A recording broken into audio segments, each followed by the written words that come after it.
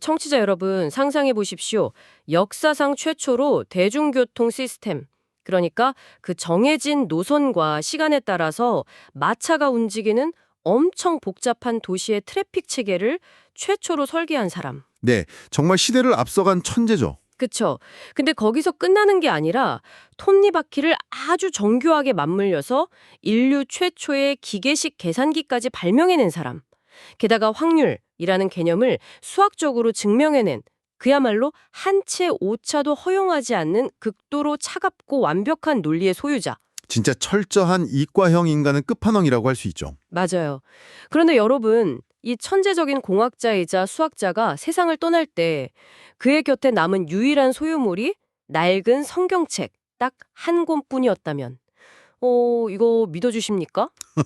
아, 참 아이러니한 장면이죠. 그러니까요. 오늘 우리의 심층탐구는 바로 이 기묘하고도 매혹적인 모순을 가진 인물, 블레즈 파스칼이 남긴 아주 악명 높은 고전이죠. 팡세에 대한 분석 자료를 낱낱이 해부해 보려고 합니다. 여러분 아마 학창 시절이나 대학 권장 도서 목록에서 그 유명한 문장 있잖아요. 인간은 생각하는 갈대다. 네, 누구나 한 번쯤은 들어봤을 법한 문장이죠. 맞아요. 이 문장에 적힌 책 한 번쯤은 호기롭게 시도해 보셨을 겁니다. 그리고 아마 장담하건대 대부분 몇 장 넘기지도 못하고 그냥 덮어버리셨겠죠. 사실 그게 정상입니다. 이 책이 서울대 필독서이자 또 생기부 헬심도서로 늘 꼽히면서도 동시에 들자마자 가장 빨리 포기하게 되는 책 1위를 다투는 데는 아주 명확한 이유가 있거든요. 아, 명확한 이유가 있다. 네, 오늘 우리가 다룰 자료는 단순히 이 고전이 막 얼마나 훌륭한지를 칭송하는 그런 고리타분한 문학 리뷰가 절대 아닙니다. 그럼 어떤 부분에 초점을 맞추는 건가요? 우리가 오늘 던져야 할 질문은 훨씬 더 역동적입니다. 그러니까 17세기에 출간되어서 당대 최고의 베스트셀러였던 이 책이 도대체 어떻게 400년이 지난 21세기 현대사회에 가장 끔찍한 병폐들을 이토록 뼈아프게 진단할 수 있었는가?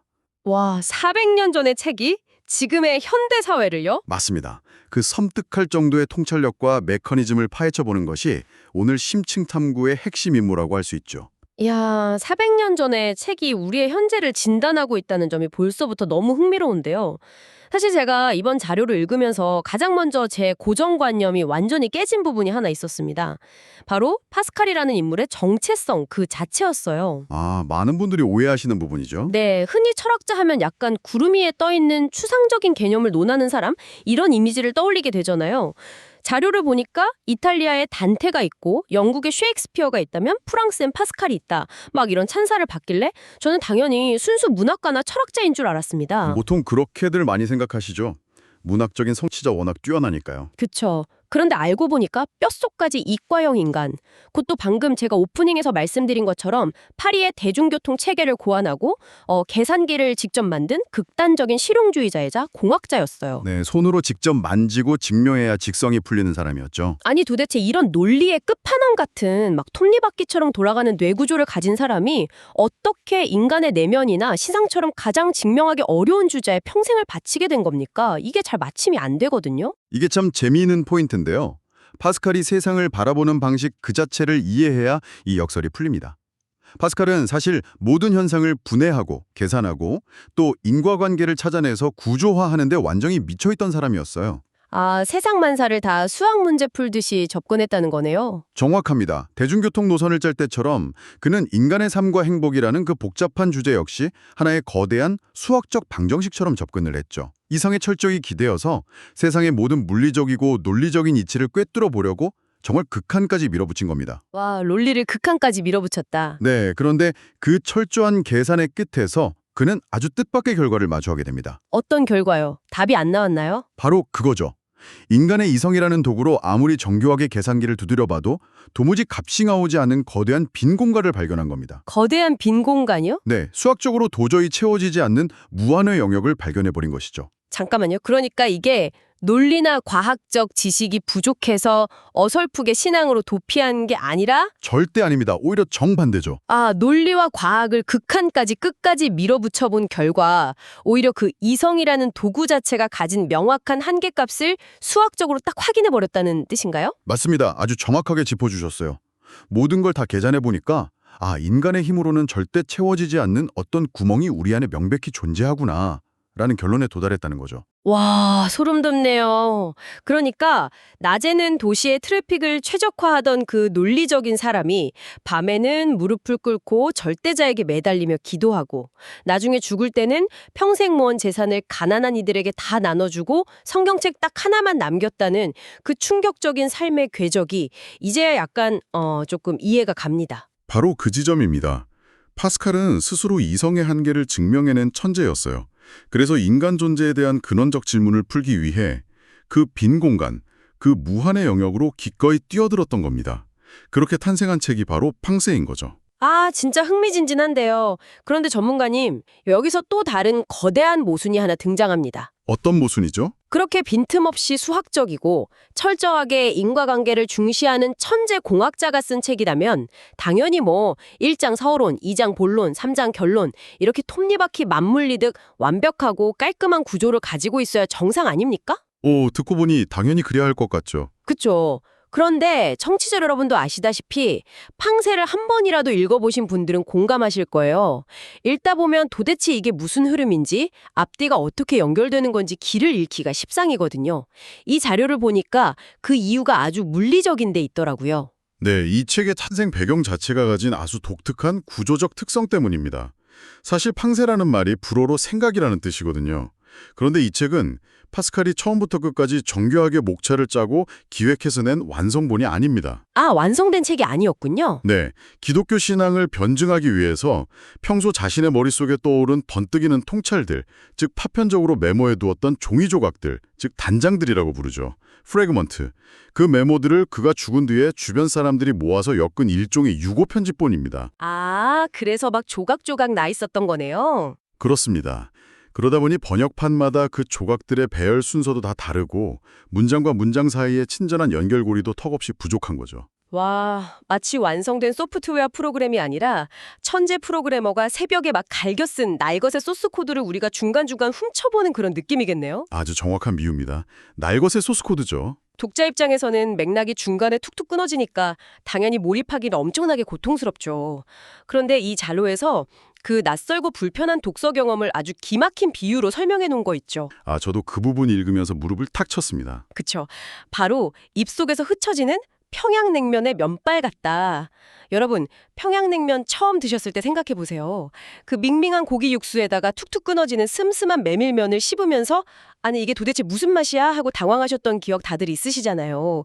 팡세를 처음 읽었을 때 첫인상이 딱 그렇다는 겁니다. 네, 하지만 그 평양냉면의 비유는 곧바로 뒤통수를 치는 반전으로 이어지죠. 자료에 따르면 이렇게 말합니다.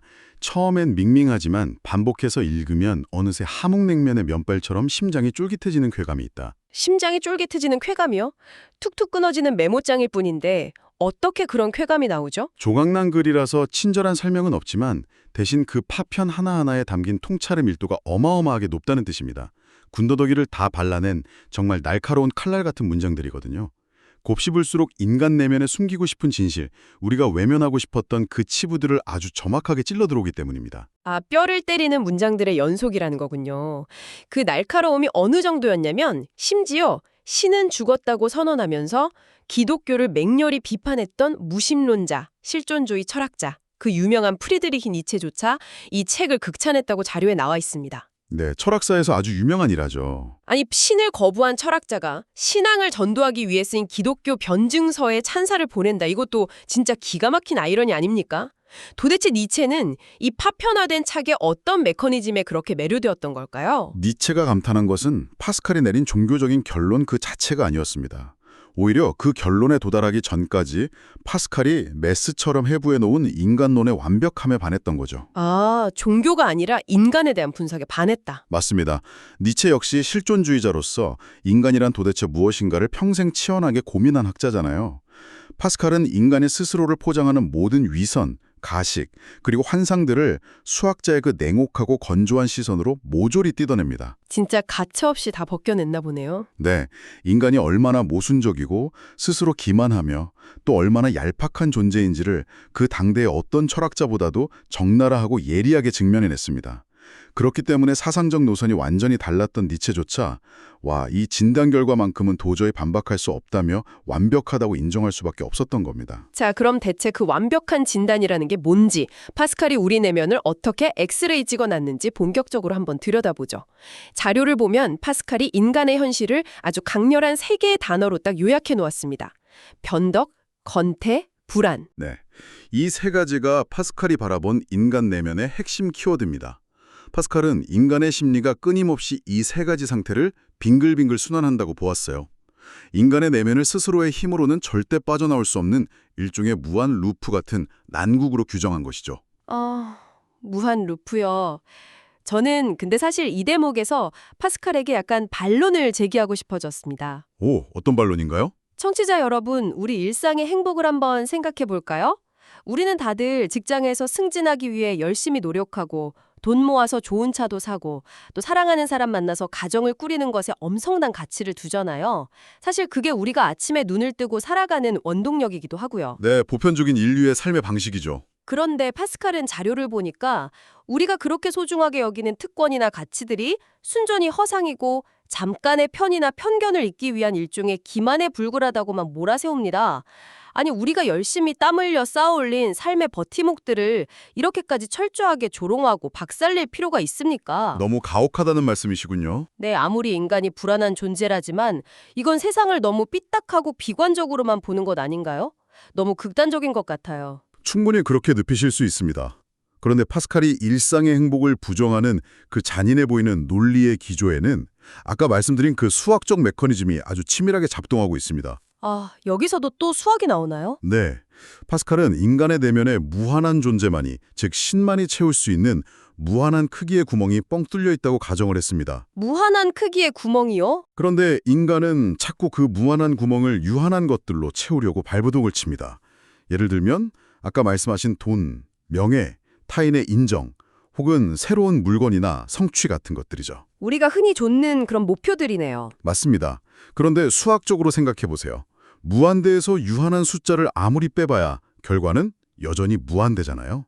수학적으로 그렇네요. 무한대 마이너스 100은 여전히 무한대니까요. 정확합니다. 마찬가지로 유한한 성취나 물건으로는 절대 그 내면에 텅 빈 거대한 구멍을 메울 수가 없다는 것이 파스칼의 냉혹한 계산이었습니다. 그러니까 아무리 밤낮으로 일해서 승진을 하거나 원하던 비싼 차를 사도 그 벅찬 기쁨이 한 달을 못 가고 다시 마음이 헛헛하고 공허해지는 이유가 바로 그거군요. 나는 뭔가를 채웠다고 생각했는데 내면의 구멍은 여전히 무한대 그대로니까요. 정확히 짚으셨습니다. 그렇게 유한한 것으로 구멍을 채우려다 결국 실패하면 우리는 당연하게도 권태를 느끼게 됩니다. 이게 다인가?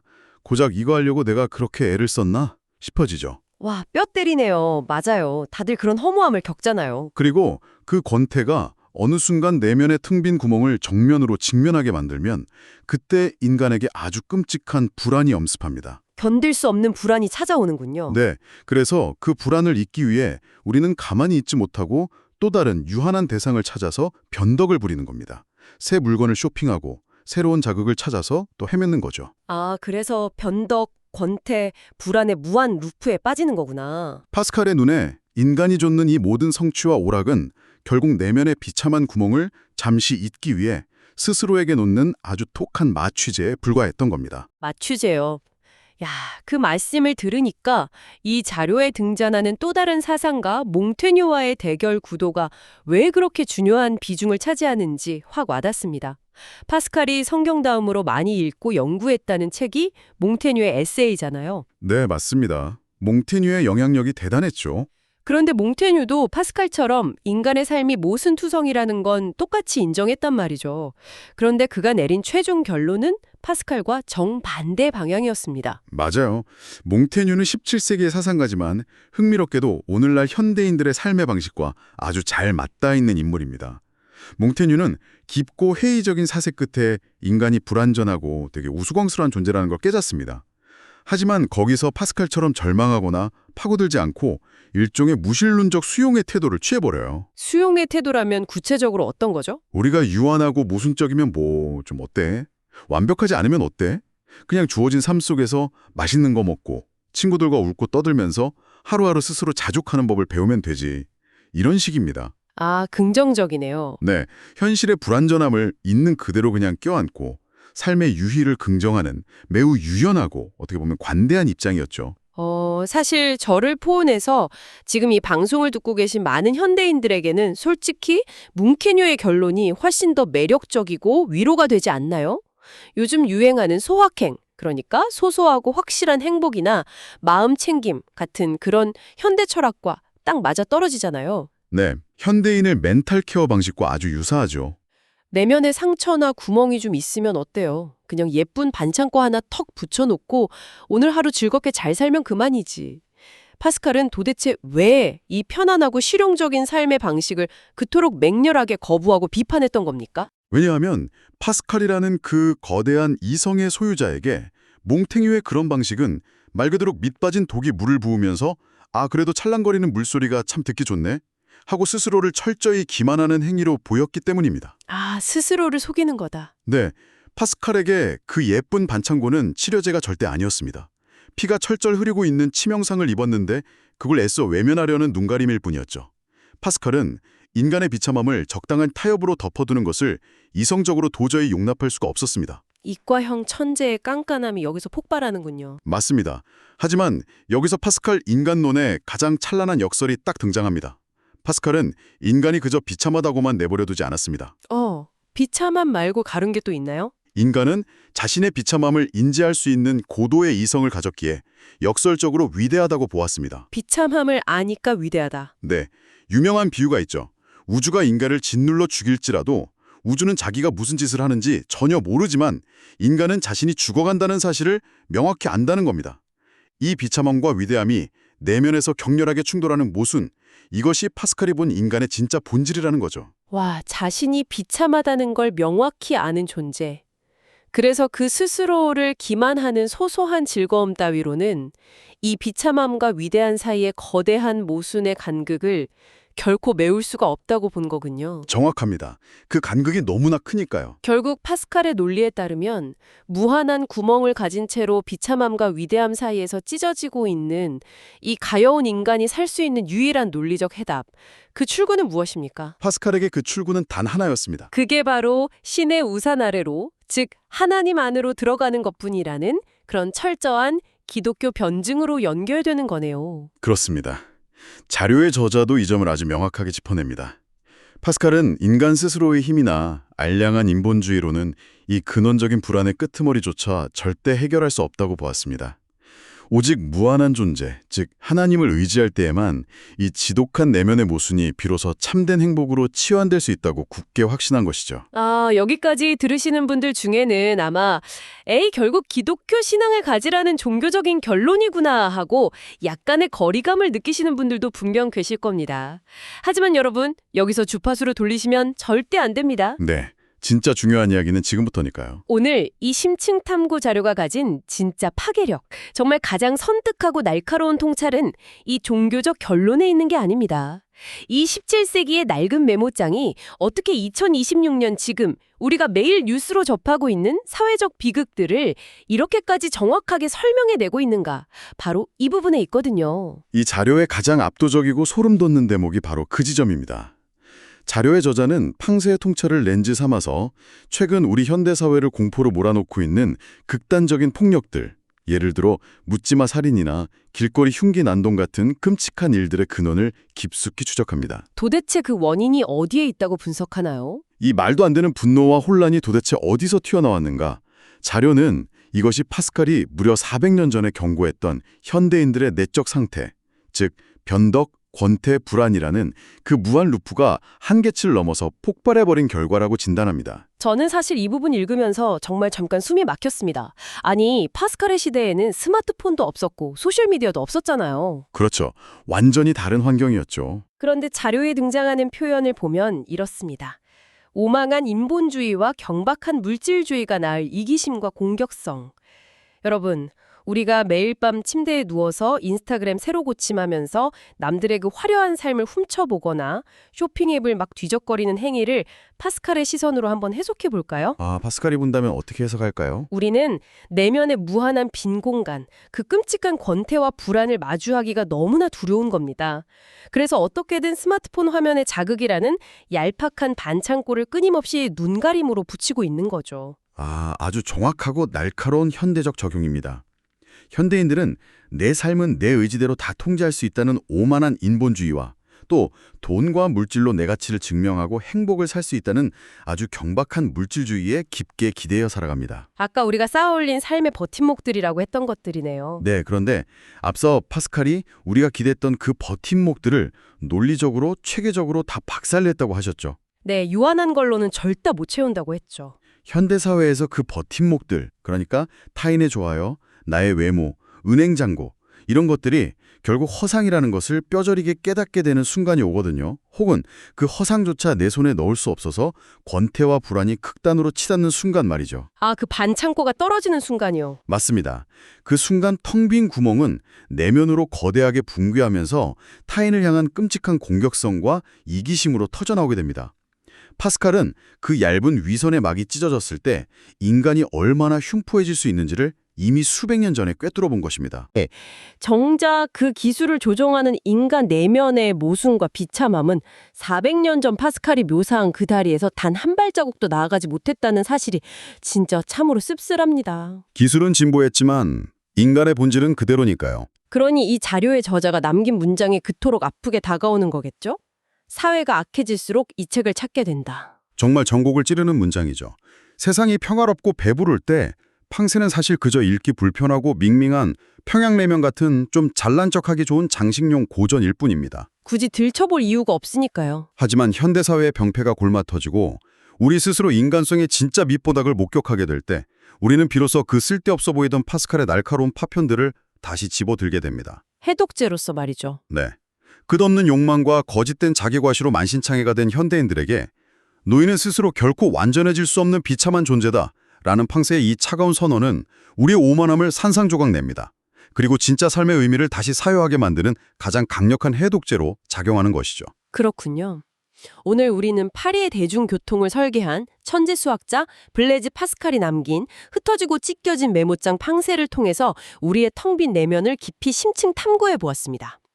왜 신을 죽였다는 니체조차 이 책에 매료되었는지, 또 몽테뉴의 얄팍한 소확행을 거부하고 왜 그토록 처절하게 인간의 비참함과 위대함을 동시에 증명하려 했는지, 그 차가운 수학적 메커니즘을 쭉 따라가 보았죠. 네, 아주 밀도 높은 여정이었습니다. 겪는 묻지마 범죄와 물질주의의 한계, 그 근원적인 불안을 엑스레이처럼 투시해내고 있는지도 확인했습니다.